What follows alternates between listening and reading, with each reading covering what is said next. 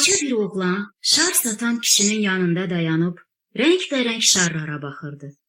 Şarlar ise quş kimi havaya dartınırdı.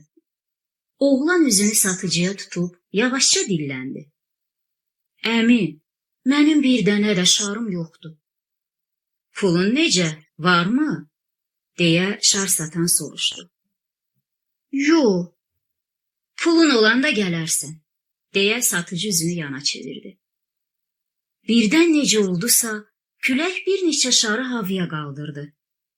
Şarlar yaxınlıqdakı ağacın budağına ilişdi. Şar satan çaşdı. Ağacdakı şarlara baxıb oğlana dedi. O şarları düşürə bilsən, birini sənə verərəm. Oğlan ayaqqabılarını çıxarıb bir tərəfə tulladı. Pişik cəhdiyi ilə ağaca dırmaşdı. Şarların budağa ilişən saplarını açdı və onları düşürüb şar satan kişiyə verdi. Amma şarlardan biri ən hündürdəki budağın ucuna ilişmişdi. Uşağın əli ona çatmadı. Satıcı dedi. Sağ ol, sən qoçaq oğlansan. Amma birini mənə verməliydiniz. Hə, deyə kişi öskürdü. O ağacda qalan şar var ha, bax o sənindir. Düşürə bilirsənsə, götür apar. Oğlan yolun qırağında oturdu. Uzaqlaşan satıcının ardınca baxıb öz-özünə dedi. Eybi yoxdur, qoy belə olsun. Ağaca ilişsə də bilirəm ki, mənim də bir şarım var.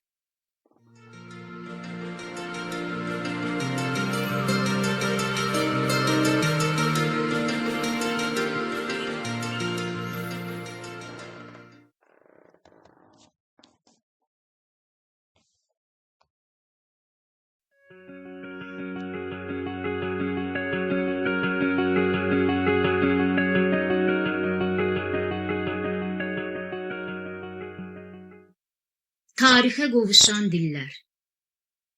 Alimlərin hesablamalarına görə dünyada 7000-dən çox dil mövcuddur. Lakin bəzi dillərdə artıq heç kim danışmır. Məsələn, Latın dili, qədim Yunan dili, Şumer dili, qədim Misir dili, Maya dili, Sanskrit adlanan qədim Hind dili. Belə dillər ölü dil adlanır. Dillərin ölməsi prosesi bugün də davam edir. Bəs dillər nə üçün yox olur? Bunun bir neçə səbəbi var. Tarix boyu iri dövlətlər, imperiyalar, kiçik, gücsüz dövlətləri zəbt edir, onun əhalisini əsarət altına alırdılar. Bir çox hallarda onlar həmin ərazidə öz dillərini dövlət dili elan edir, bu dildə məktəblər açır, yerli xalqa doğma dilində danışmağı, əsərlər yaratmağı qadağan edirdilər. Beləliklə, zaman keçdikcə həmin xalqın dili unudulur, yox olurdu. Başqa bir səbəb isə xalqın təhsil və mədəniyyətinin geri qalmasıdır. Belə olduqda, bu xalqın gənc nəsli daha çox inkişaf etmiş qonşu xalqların mədəniyyətinə meyil göstərir, onların dilini öyrənir, həmin dildə kitab oxuyur, filmlərə baxır, musiqi dinləyir. Beləliklə, xalq tədricən öz dilini unudur. Bəzi aztaylı xalqlar var ki, onların öz əlifbası, yazı mədəniyyəti yoxdur. Belə xalqların dilinin və mədəniyyətinin yox olması labüddür. Çünki insan hansı dildə oxuyub yazmaq öyrənirsə, gec-tez həmin dilin daşıyıcısına çevrilir. Dillərin yox olması bir anda baş vermir. Bu, əsrlər boyu sürən prosesdir. Məsələn, Latın dilinin ünsiyyət dili kimi sıradan çıxması 1000 ilə yaxın bir dövrdə baş vermişdi. Bu proses 5-ci əsrdə Roma imperiyasının süqutu ilə başlamış, uzun müddət Latın dili Avropa dilləri tərəfindən sıxışdırılmış, nəhayət 15-ci əsrdə tamamilə ünsiyyətdən çıxarılmışdı. Hər bir xalqın dili onun milli varlığı deməkdir. Dilin yox olması ilə xalq özü də yoxa çıxır. Ona görə də milli dilin qorunub saxlanılmasında həm dövlət, həm də hər bir vətəndaş məsuliyyət daşıyır. Dövlət təhsilin, elm və mədəniyyətin həmin dildə inkişaf etməsi üçün tədbirlər görməlidir. Vətəndaşlar, xüsusilə ziyalılar və yaradıcı şəxslər doğma dilin əsas ünsiyyət vasitəsi kimi qalması üçün əlindən gələni etməlidirlər.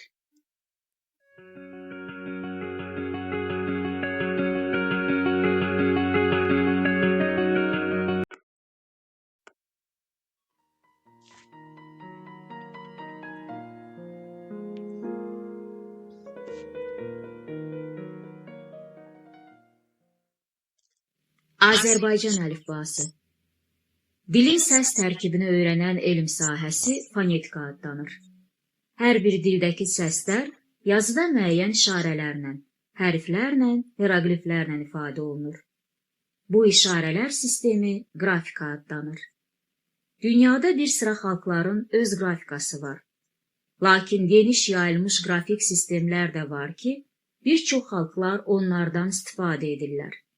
Bu, Latın, Ərəb, Kiril qrafikalarıdır. Uzun əsrlər boyu Azərbaycanda ərəb qrafikasından istifadə olunmuşdu. Bu, 7-ci əsrdə İslam dininin yaranması və beləliklə ərəb dilinin bütün Afrika, Yaxın və Orta Şərq, hətta Avropaya qədər yayılması ilə bağlı idi. Uzun illər, daha doğrusu 13 əsr Azərbaycanda bu əlifbadan istifadə olundu. Keçən əsrin 20-ci illərində dilimizə daha uyğun olan Latın qrafikasına keçid haqqında qərar qəbul olundu. Lakin bu uzun çəkmədi. 10 il sonra Rus dilində istifadə olunan Kiril qrafikalı əlifba qəbul edildi. Nəhayət 1991-ci ildə Azərbaycan müstəqillik qazandıqdan sonra biz yenidən Latın qrafikasına keçdik. Latın qrafikası miladdan əvvəl qədim Roma xalqı tərəfindən yaradılmışdı. Bu qrafika Latın dilinin səs tərkibini ifadə edirdi. Bu dildə 26 səs vardı. Ona görə də Latın qrafikasında da 26 hərf vardı. Sonradan bir çox Avropa xalqları bu qrafikanı qəbul etdi. Lakin onların dilində səslərin sayı çoxdur və bəzi səslər Latın dilində yoxdur. Ona görə də hər bir xalq Latın qrafikasında öz səslərinə uyğun dəyişikliklər etdi. Bəzi xalqlar bir səsi 2-3 hərflə işarə etdilər.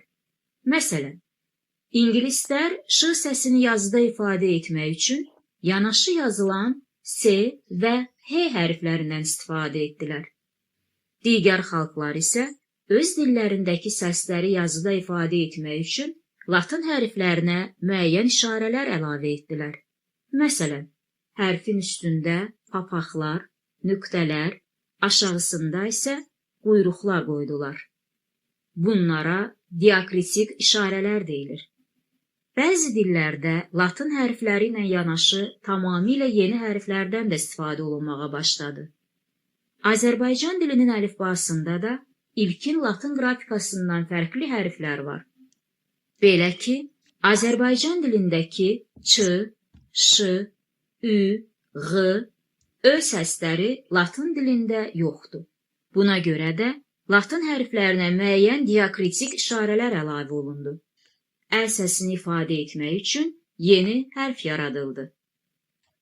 Beləliklə, Azərbaycan əlifbası Latın qrafikası əsasında yaradılsa da, dilimizin səs sisteminə uyğunlaşdırılmışdı.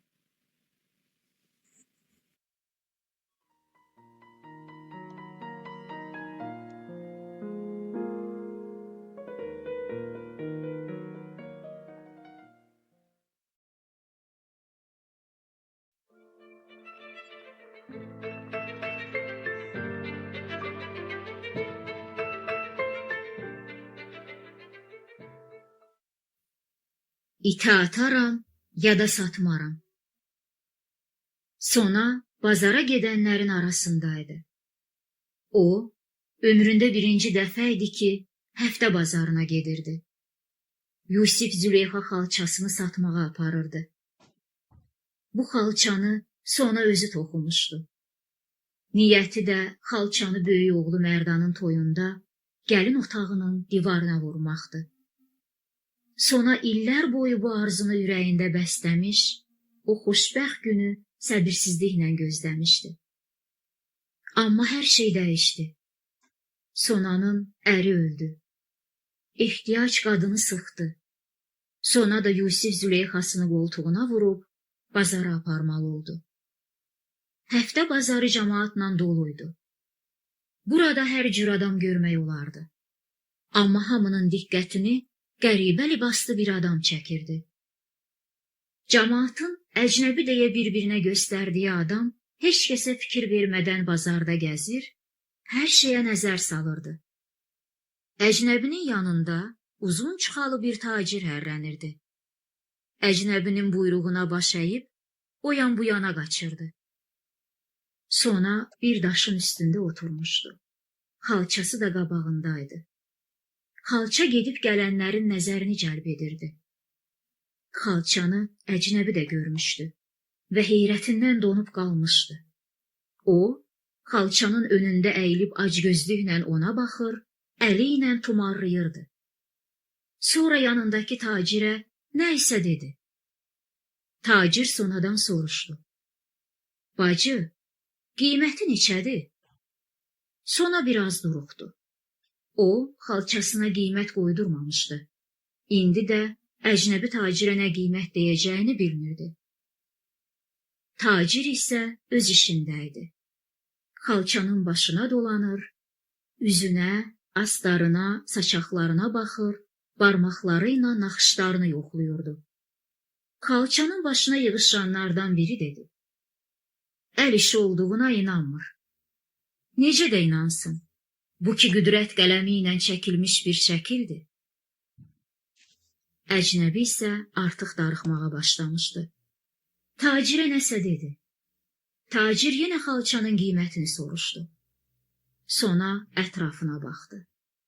Hamının üzündə bir narahatlıq, təəssüf hissi vardı. Sanki heç kim bu gözəl sənət əsərinin yaddara qismət olmasını istəmirdi. Sona fikrə getdi. Axı niyə öz əllərimlə toxuduğum xalça öz oğluma yox, bu çağırılmamış qonağa qismət olsun? Qadını birdən hirs boğdu. Üzünü tacirə tutub dedi. Satmıram. Cəmaatı maraq götürdü. Tacir isə qiyməti qaldırmağa başladı. 100 qızıl təklif etdi. Lakin Sonanın cavabı qəti idi. Satmıram. Satmıram canım. Nə əcnəbiyə satıram, nə də qızıla. Sona xalçanı çəkib yığdı. Əcnəbinin rəngi ağardı. Tacir onun dediyini Sonaya tərcümə etdi.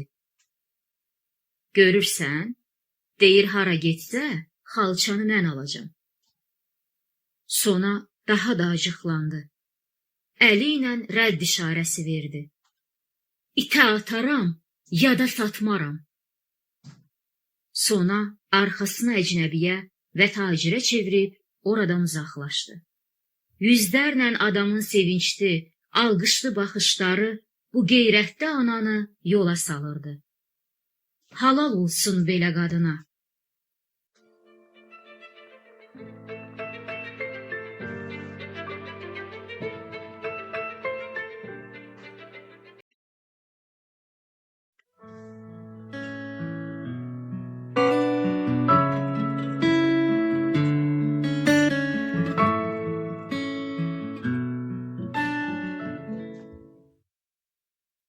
Misir ehramlarını kim tikib? Bir çox tarixçilər bu suala bir mənalı cavab verirlər. Əlbəttə ki, Misir ehramlarını qullar tikiblər. Lakin gəlin tələsməyək. Tarixi faktlara nəzər salaq. Arxeoloji qazıntılar zamanı ehram yaxınlığında bir qəsəbənin qalıqları aşkar edilib. Müəyyən edilib ki, bu qəsəbənin sakinləri ehramın tikintisini həyata keçirən insanlardır. Tapılan müxtəlif alət və əşyalar sübut edir ki, ehramın tikintisində çalışanlar azad fəhlələr və sənətkarlar olublar. onların özünə idarəçilik sistemi də olub. Özlərinə fəhlələrdən ibarət dəstə başçıları seçdikləri güman edilir. Qədim Misirdə işçilərdən yüksək vergi alınırmış. Lakin bu, ehram tikən insanlara şamil olunmurmuş. Ona görə də azad fəhlələrlə hökmdar arasında vergi tutulmamaq barədə müqavilə imzalanırmış. Beləcə, fəhlələr rahatlıqla ehram tikintisində çalışırmışlar. 2012-ci ildə arxeoloqlar qazıntı zamanı Misir ehramlarını tikən fəhlələrin qəbirlərini aşkar ediblər. Qəbirlərdə tapılan insan sümüklərini öyrənərkən müəyyən edilib ki, bu insanlar müəyyən xəstəliklərdən müalicə alıblar. Bunları heç kim müalicə edə bilməzdi. Bu qəbirlər tikinti sahələrinə yaxın ərazidə üzü ehrama doğru qazılıb. Arxeoloqlar qəti olaraq bildirirlər ki, bunları heç vaxt ehramlara yaxın ərazidə dəfn etməzdilər. Qəbirlərdə müxtəlif əşyaların, eləcə də əmək alətlərinin tapılması da sübut edir ki, bu insanlar qul olmayıblar. Çünki hüququ olmayan bir qulun heç bir şəxsi əşyası ola bilməzdi.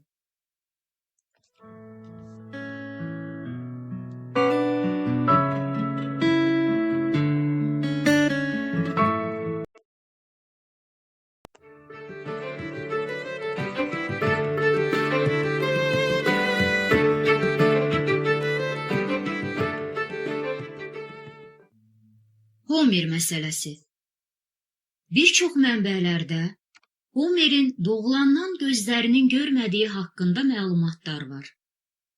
Buna sübut olaraq onun büstünün şəkli göstərilir. Lakin bu büstdən başqa Homerin görmədiyini əsaslandıran heç bir dəlil mövcud deyil. Bunun əksini iddia edənlərin arqumentləri daha güclüdür. Al-əlvan təbiət təsvirləri, müqayisə və bənzətmələrlə zəngin olan İlyada və Odissey əsərlərini yazan müəllifin gözünün görməməsi inandırıcı deyil.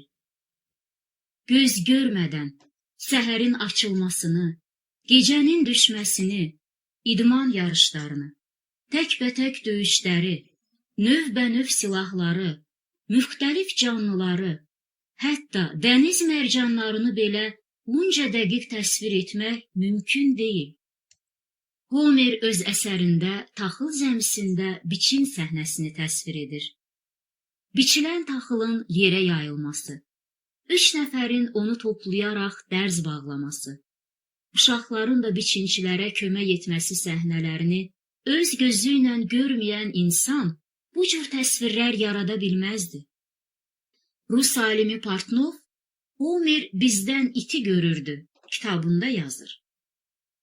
Xarici aləm haqqında informasiyanın 85-90% görmə, 8-9% eşitmə, qalanları isə dad və qoxu bilmə orqanları vasitəsilə əldə edilir.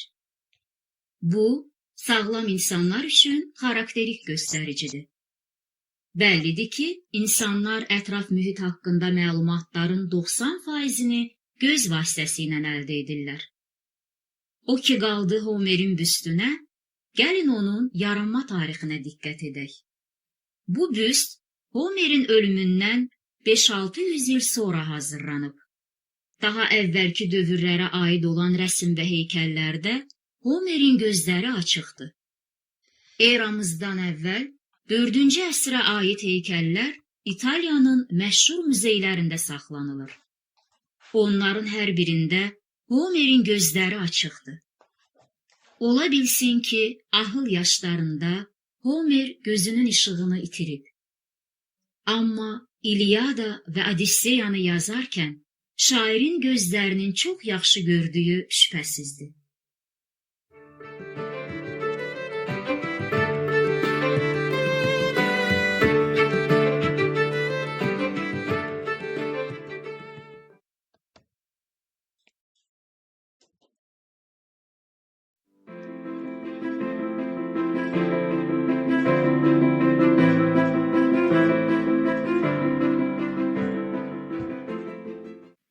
Bunu kim deyib?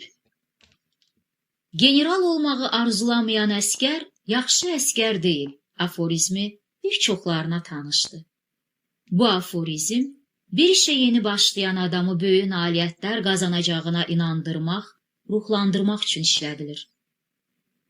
Bir çox mənbələrdə bu kəlamın 18-ci əsrin böyük Rus sərkərdəsi Aleksandr Suvorova aid olduğu deyilir.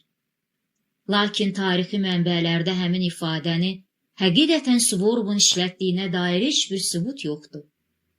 Tədqiqatçılar bu aforizmin ilk dəfə fransız sərkərdəsi Napoleonun dilindən deyildiyini aşkar ediblər. Tarixçi Blas 1837-ci ildə işıq üzü görmüş İmperiya dövründə hərbi həyat kitabında aforizmin Napoleona məxsus olduğunu göstərir. 1780-1821-ci illərdə yaşamış Clara Remuse adlı fransız yazıçısı isə öz memuarlarında bildirir ki, 1806-cı ildə Napoleon ordusunda döyüşən bir əskərin məktubu əldən ələ gəzirdi. Həmin məktubda aşağıdakı sözlər vardı. Şübhə yoxdur ki, əskəri ruhlandıran onun başqaları kimi marşal, knyaz, yaxud hersoq ola biləcəyi haqqında fikirdir. Rus mənbələrində isə həmin ifadəyə ilk dəfə yazışı Aleksandr Pagoskinin 1855-ci ildə yazdığı Əskər qeydləri kitabında rast gəlinir. Pagoski yazır. General olmağı arzulamayan əskər yaxşı əskər deyil. Amma gələcək taleyi barədə çox düşünən əskər ondan da pisdir. Cümlənin birinci hissəsi aforizmə çevrilib. Davamı isə unudulub. Tədqiqatçılar hesab edirlər ki, bu aforizm Napoleona Fransız ordusunda qeyri-bərabərliyi aradan qaldırmağa kömək edib. Onun ordusu Avropada adi əskərin marşal rütbəsinə qədər yüksələ biləcəyi yeganə orduydu. Rusiyada isə həmin illərdə səhvə yol vermiş əskəri bəzən ölənədək döyürdülər. Zabit rütbələri isə yalnız zadəganlara verilirdi. Bu səbəblərdən həmin qanadlı ifadənin 18-ci əsr Rusiyasında yarana biləcəyi inandırıcı görünür.